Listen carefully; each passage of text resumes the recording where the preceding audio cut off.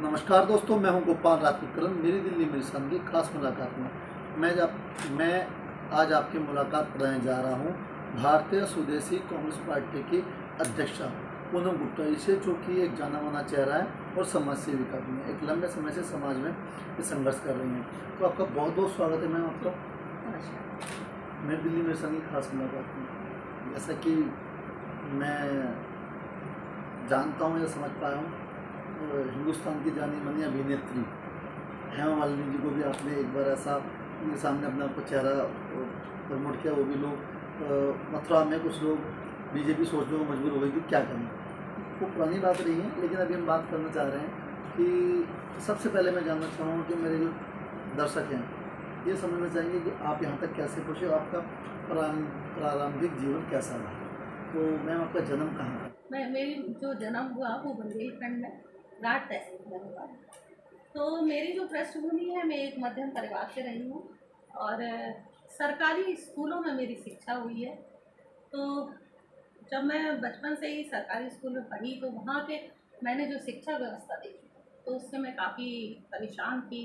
और मुझे लगता था उस टाइम तो शायद मेरा लेवल ऐसा नहीं था कि मैं सोच पाऊँ कि मैं समाज से सेवक बनूंगी या मैं राजनीति में आऊँगी।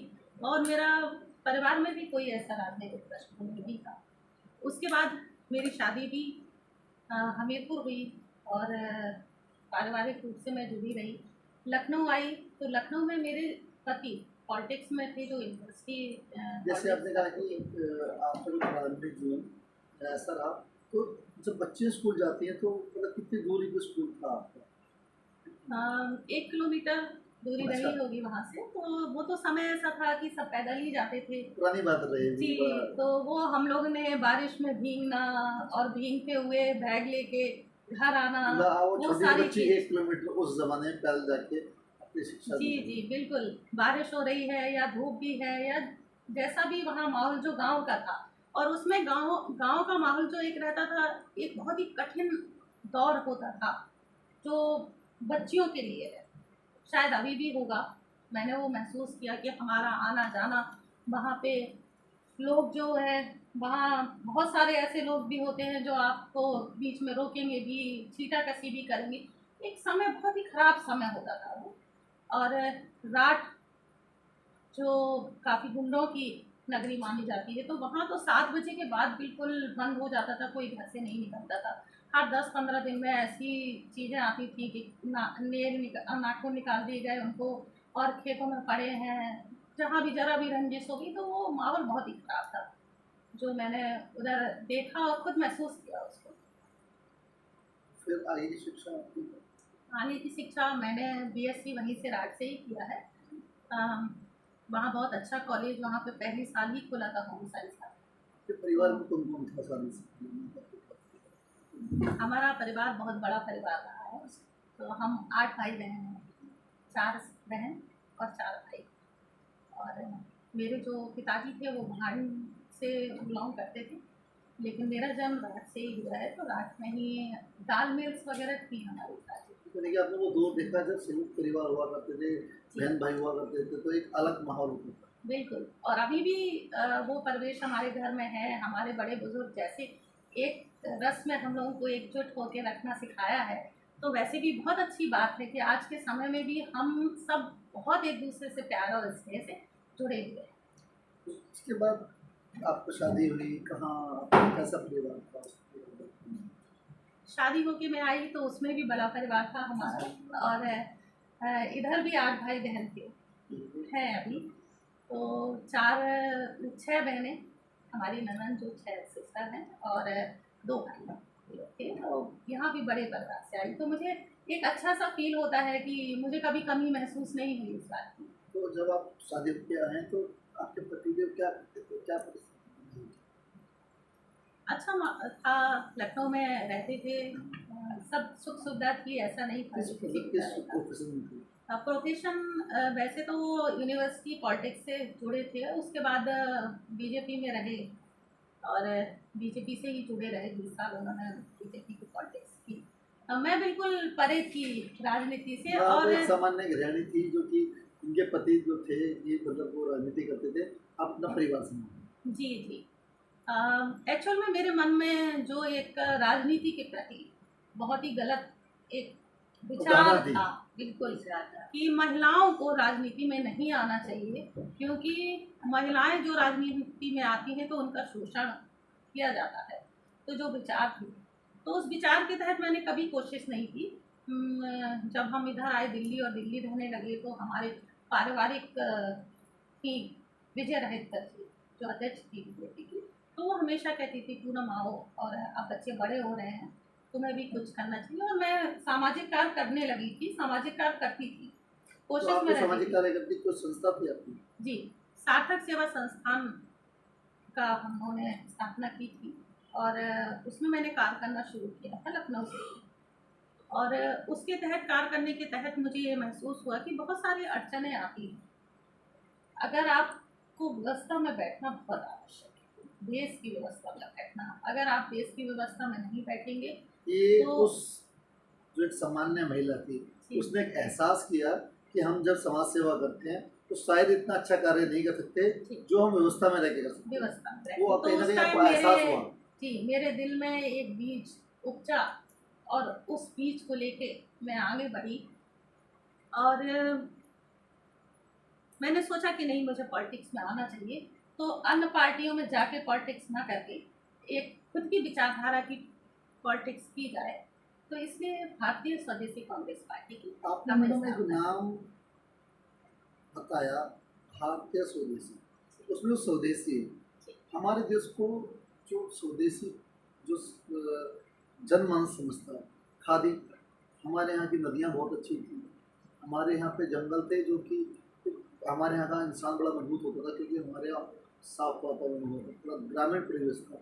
आज ये पूरे रूप से खत्म होता जा रहा है। तो आप उसे किस प्रकार देखते हैं कि जब हमारे यहाँ की जो नदियाँ नाले बनते जा रहे हैं, जंगल लगातार काटे जा रहे हैं, तो क्या आपके पार्टी के अंदर कहीं ना कहीं उनके लिए भी जगह होगी इन मुद्दों के लिए? बिल्कुल, ये स्वदेशी नाम जो आज का जो परिवेश है और जो आप देख पा रहे हैं, जितनी भी राजनीतिक पार्टियां हैं, वो अपने स्वदेश के लिए काम नहीं कर रही। जो समय है वो ऐसा है कि वो सिर्फ अपने लिए काम कर रहे हैं, अपने दिखावा के लिए।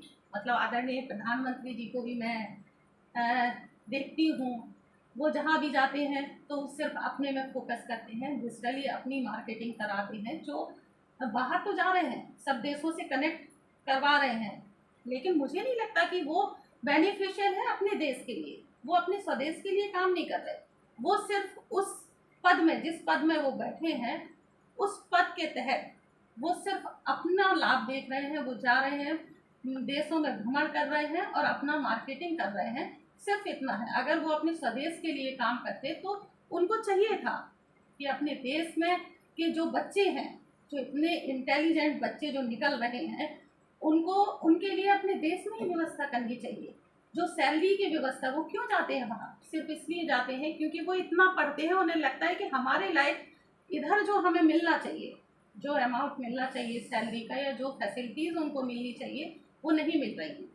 और वो उसके तहत वो दूसरे देशों को अपनी सेवा दे रहे हैं। कितनी दुख की बात है कि अपना आपकी व्यक्ति। पार्टी के मुख्य मुद्दे क्या रहे हैं? मुख्य मुद्दे तो सबसे पहले तो देखिए, मैंने जो खुद महसूस किया तो भ्रष्टाचार चरम सीमा पर है, जमीन से लेके ऊपर तक। तो भ्रष्टाचार मिटाओ, भ्रष्टाचार मिटाओ, सारी पार्टियां कहती हैं कि भ्रष्टाचार मिटाओ, लेकिन वो कैसे मिटेगा जब खुद व्यवस्था में बैठे लोग ही भ्रष्ट हैं और वो भ्रष्टाचार चालू रखे हैं। तो ऊपर तक से भ्रष्टाचार का तो चरम है। तो इसलिए मैं कहूँगी, और मेरी कोशिश है, भारतीय स्वदेशी कांग्रेस पार्टी की भी कोशिश है कि हम राजनीतिक भ्रष्टाचार सबसे पहले खत्म करेंगे। उसमें शुरुआत हमें इस तरह। राजनीतिक भ्रष्टाचार, जहाँ तक मैं समझ पा रहा हूँ मैडम, मैं एक लंबे समय से मैं भी पत्रकारिता कर रहा हूँ, देख रहा हूँ, किसी भी पार्टी का कार्यकर्ता अपना पूरा जीवन लगाता है, 20-20 साल तक लगा रहता है, लेकिन अचानक किसी फिल्म लाइन से या किसी हेलीकॉप्टर एंट्री द्वारा किसी भी व्यक्ति को उम्मीदवार बना दिया जाता है, उसको शायद राजनीति की ABCD भी नहीं थी। तो मैं अक्सर ये बात कहा करता हूँ, लोग मानते भी हैं, इसे हम कार्यकर्ताओं की राजनीतिक हत्या का नाम दे सकते हैं। तो आप इससे कितने सहमत हैं कि हेलीकॉप्टर एंट्री वाले व्यक्ति को उम्मीदवार बनाया जाए या कार्यकर्ता को? बिल्कुल नहीं। हम इसीलिए मैं राजनीति भ्रष्टाचार को यहीं से समाप्त होगा। देखिए, क्षेत्र का विकास नहीं हो पाता।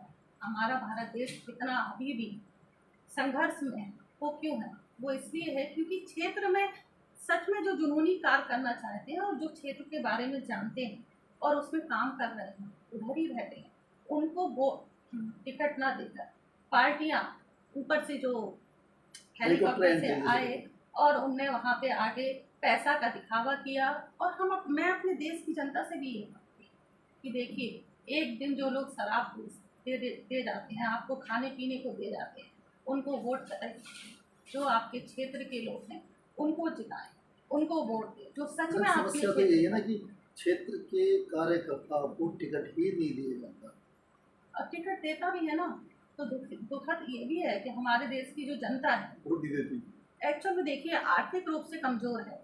जब तक उनको ज़रूरत है अपना पेट भरने की, उनकी कमी नहीं है। मैं देश की जनता जो है उनको बिल्कुल इस बात में वो नहीं करूँगी कि वो दोषी हैं, मासूम है। बिल्कुल दोष हमारी सरकारों का है, जो जिन्होंने ये व्यवस्था आज तक नहीं की है कि लोगों को कम से कम रोटी की वो दे रहे हैं, फ्री का अनाज दे रहे हैं, फ्री की दाल दे रहे हैं, फ्री का चावल दे रहे हैं, और उसमें भी अपना स्टाम्प लगा के अपना नाम और अपना फोटो चिपका के दे रहे हैं। कितनी दुखद है बताइए।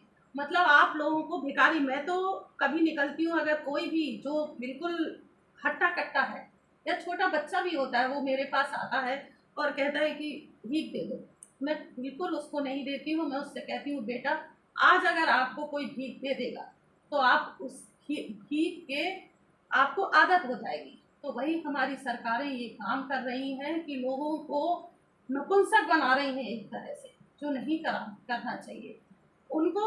आप देखिए, आप थोड़ा सा साफ कर लेंगे, किसी की एक घर में आके एक दिन सफाई कर देंगे तो आपको खाने के लिए आपकी रोजी रोटी की व्यवस्था होगी। तो कोई भी व्यक्ति को छोटा और बड़ा नहीं होना चाहिए, उसको ये सोचना चाहिए कि कोई भी काम करने के लिए वो समस्या देश की बहुत बड़ी है कि आम आदमी से जो एजुकेशन बहुत दूर होती जा रही है। सरकारी स्कूलों की स्थिति दयनीय है। प्राइवेट स्कूल जो ऐसे हैं जिनकी फीस एक आम आदमी नहीं देता।